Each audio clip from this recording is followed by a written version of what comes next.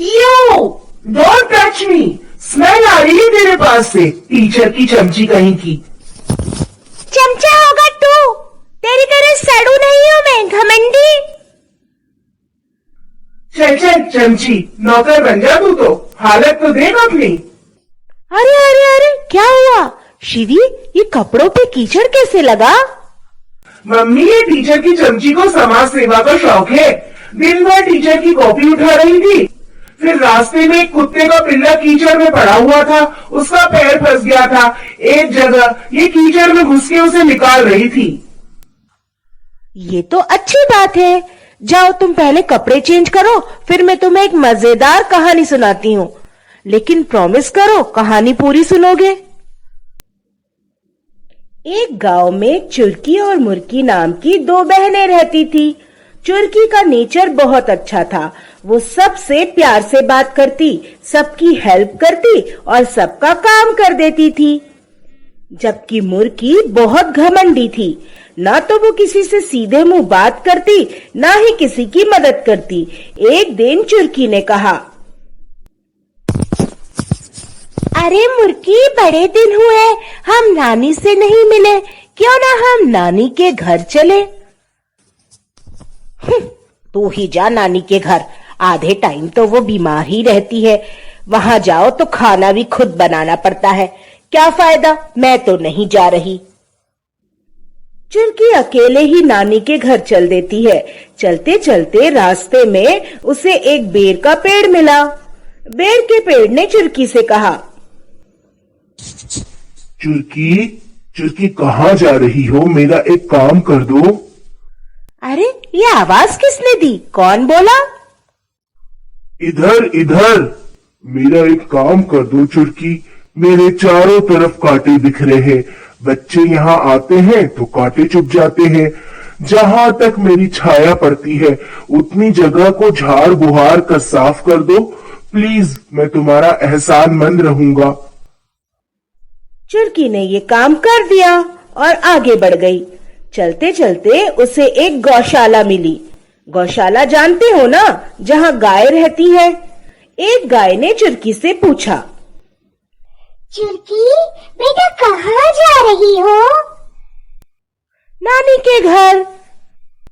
बेटा हमारी इस गौशाला को साफ कर दो, हमारे मालिक भी बीमार है 2 दिन से, देखो कैसा गोबर हो रहा है, यहाँ मक्खियाँ भी है। चुरकी ने चुटकी बजाकर ये कर दिया और फिर वो आगे बढ़ गई। आगे चलकर उसे एक मिट्टी का टीला मिला, उसमें से आवाज आई, चुरकी बहन कहाँ जा रही हो? चुरकी को बड़ा अचरज हुआ कि आखिर ये किसकी आवाज है। मैं नानी के घर जा रही हूँ, पर तुम कौन हो?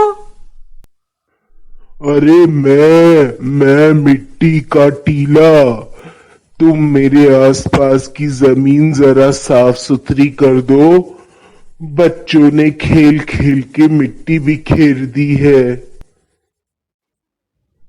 और चुरकी टीले की मदद कर देती है। अब चुरकी अपनी नानी के घर पहुंच गई। नानी की उसने बड़ी सेवा की, उनको खाना बना के खिलाया, उनके घर की सफाई की, नानी की सब्जी की क्यारी में भी गुड़ाई की और उसमें ढेर सारी सब्जियां भी लग गई। फिर 3 दिन वहां रुकने के बाद, नानी आज मैं वापस घर जाऊंगी। कुछ दिन और रुक जाती बेटा। अच्छा, खेत से कुछ भुट्टे तोड़ लाना और वो साथ ले जाना। चुरकी ढेर सारे भुट्टे और सब्जियां लेकर वापस घर चल पड़ी। रास्ते में उसे फिर से टीला, गौशाला और बेर के पेड़ मिले।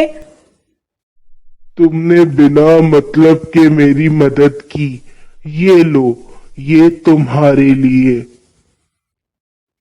ये लो चुरकी, तुम बहुत प्यारी हो, तुम्हारे लिए हमने ढेर सारा दूध रखा है और मालिक ने तुम्हारे लिए घी और मिठाई भी रखी है।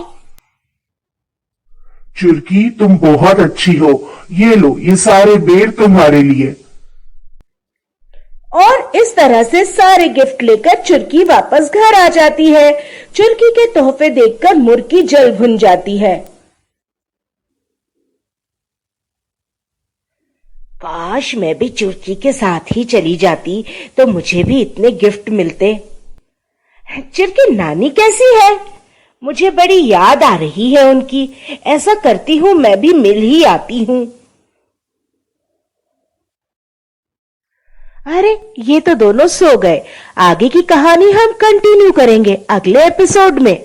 क्या मुर्की को भी इतने ही गिफ्ट मिलेंगे जो चुरकी को मिले या उससे भी ज्यादा, ये हम बताएंगे अगले एपिसोड में, यानी नेक्स्ट थर्सडे के वीडियो में। वीडियो मिस ना हो इसके लिए अभी चैनल को सब्सक्राइब करो।